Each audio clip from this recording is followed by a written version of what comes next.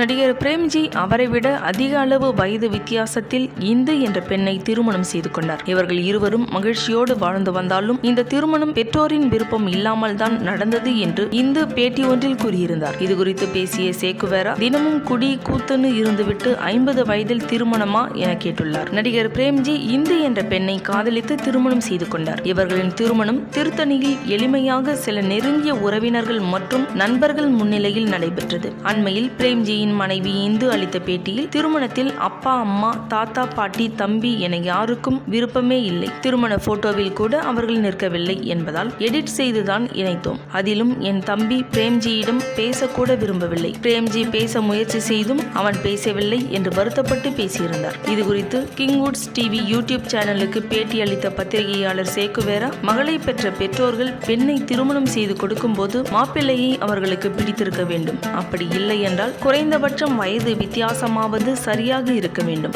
ஆனால் 15 வயது வித்தியாசம் இருக்கும் ஒருவரை திருமணம் செய்து கொள்கிறேன் என்றால் எந்த பெற்றோர் அதை ஏற்றுக்கொள்வார்கள்? காதலித்தோம், திருமணம் செய்கிறோம் என்கிறார்கள். காதல் இன்றைக்கு நன்றாக இருக்கும். இன்னும் 20 வருடங்கள் கழித்து அவருக்கு 65 வயது இருக்கும் போது இந்த பெண்ணுக்கு அப்போதுதான் 40 வயது இருக்கும். அந்த காலகட்டத்தில் இவர்கள் எப்படி மகிழ்ச்சியாக வாழ்வார்கள்? இன்றைய காலகட்டத்தில் ஒரு மனிதனின் வாழ்க்கை 70 வயதுக்குள் முடிந்து விடுகிறது. அப்படி இருக்கும்போது இவ்வளவு வயது வித்தியாசம் உள்ள ஒருவரை திருமணம் செய்து கொள்வது என்பது ஏற்புடையதாக இருக்காது. வாழ்க்கை துணை என்பதே கடைசி வரை உடன் வருவதுதானே. பிரேம்ஜி மட்டும் இல்லை, இந்த லிஸ்டில் பலர் இருக்கிறார்கள். இவர்கள் அனைவரும் அப்பன் பெயரை கெடுத்தவர்கள். அப்பன் கஷ்டப்பட்டு கோடி கோடியாக சேர்த்து வைத்த சொத்துக்களை ஜாலியாக செலவு செய்து வருகிறார்கள். இளமையான வயதில் காலாகாலத்தில் திருமணம் செய்து கொள்ளாமல் வருத்தப்படாத வாலிபர் சங்கம் போல அனைவரும் தினமும் குடி கூத்து, பெண்கள் பின் சுற்றி வாழ்க்கையை தொலைத்துவிட்டு காலம் போன கடைசியில் வயதான பிறகு காதலிக்கிறேன் என்று இளம் பெண்ணை திருமணம் செய்து கொண்டு